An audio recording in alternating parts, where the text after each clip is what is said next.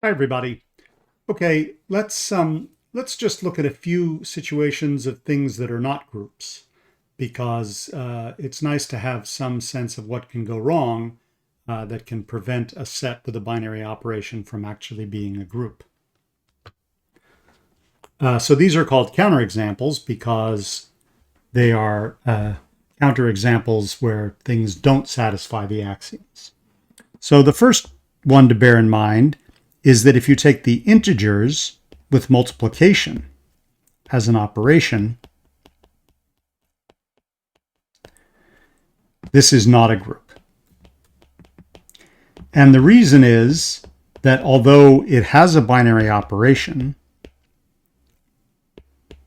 namely multiplication, and the binary operation is associative,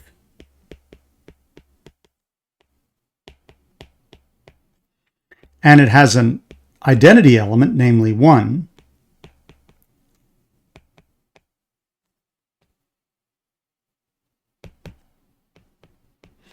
which has the property that 1 times any integer is equal to that integer.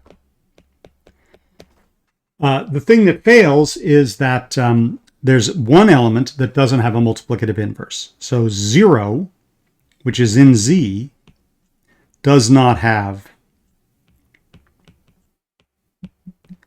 an inverse. So because you can't solve the equation 0 times x equals 1.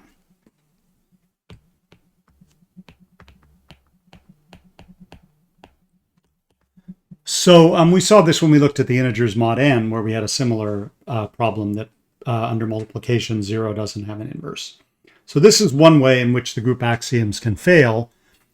Notice that every other elements also don't have multiplicative inverses. For instance, 2 does not have a multiplicative inverse.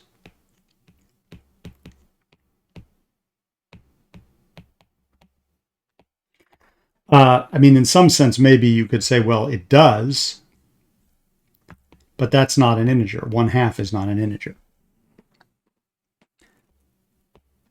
The second example is a little bit more complicated version of the same thing.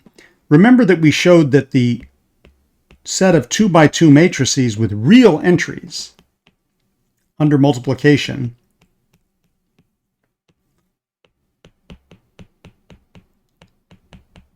and with the assumption that the determinant AD minus BC is not equal to 0, this is a group.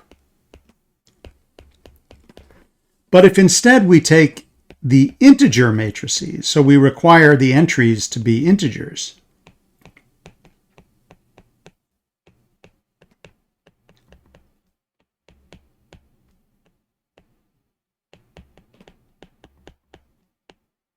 this is not a group. And again, the problem comes in with the existence of inverses, because the matrix, for example, 2, 0, 0, 1, I'm calling this GL2Z, but actually this is not GL2Z. So let me rename this here. Let's just call this group H.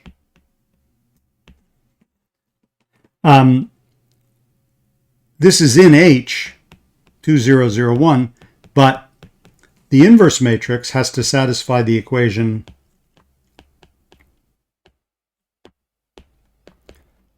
multiply by XYZW, you have to get the identity matrix.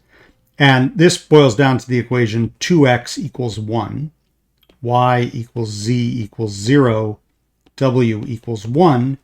And this equation here has no integer solutions. So the problem is that the inverse of this matrix, so to speak, is the matrix 1/2, 0, 0, 1, which is in GL2R, but it's not in H. So again, H is not a group because you're missing some inverses. And finally, all of the binary operations we've looked at are associative, but let's look at an example of one which isn't associative. So the cross product is not associative. So maybe you remember this from vector calculus. The way you compute the cross product of two vectors is if v is a vector of the form ai plus bj plus ck, and w is a vector of the form, let's call them ri plus sj plus tk, then the cross product v cross w is gotten by looking at the determinant of the following matrix. So it's bt minus cs I plus cr minus atj plus as minus brk. And what you learn in vector calculus is that this is not a commutative operation, but that v cross w is minus w cross v. And if you just work with I, j, and k, you find that I cross j is k, j cross k is I, k cross I is j, but I cross I is j cross j is k cross k is 0. And to see that this is an associative operation, let's just do a calculation of the following. Let's look at I plus j cross I cross k.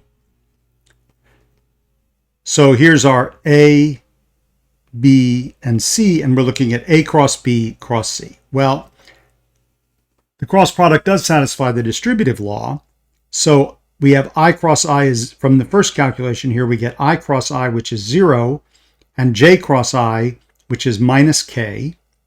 So this is equal to minus k cross k, and that's 0, because k cross k is 0. If we do it the other way,